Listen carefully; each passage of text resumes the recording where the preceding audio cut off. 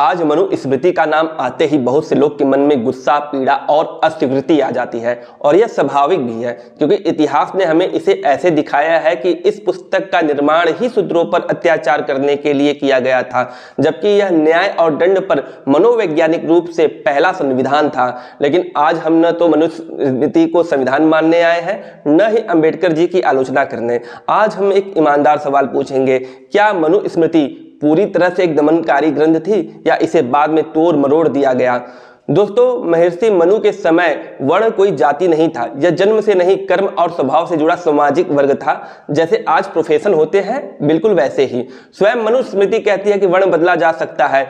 शूद्रो ब्राह्मणतामेति ब्राह्मण चेति शूद्रताम, अर्थ कर्म और आचरण से शूद्र ब्राह्मण बन सकता है और ब्राह्मण शूद्र। यहाँ तक कि गीता में भी कृष्ण जी ने कहा है, चातुर्वर्ण्यम मया सृष्टम गुण कर्म स्वभावजम, यानी चारों वर्ण मैंने ही गुण, कर्म और स्वभाव के अनुसार पैदा किए हैं। और दोस्तों, बात की जाए स्त्रियों की, तो मनुस्मृति में स्त्री सम्मान पर स्पष्ट कथन है, यत्र नार्यस्तु पूज्यन्ते रमन्ते तत्र देवता, अर्थात जहां स्त्रियों का सम्मान होता है वहां देवता निवास करते हैं। यह पंक्ति किसी पूजा पाठ की नहीं बल्कि समाज की मानसिकता की बात करती है। और इसके आगे के श्लोक में स्त्री के अपमान को सामाजिक पतन से जोड़ा गया।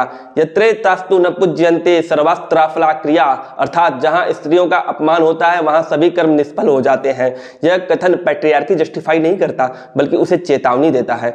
स्त्री की रक्षा का अर्थ उसका शोषण नहीं बल्कि सामाजिक सुरक्षा है। यहाँ समस्या विचार की नहीं, उसकी व्याख्या और दुरुपयोग का है।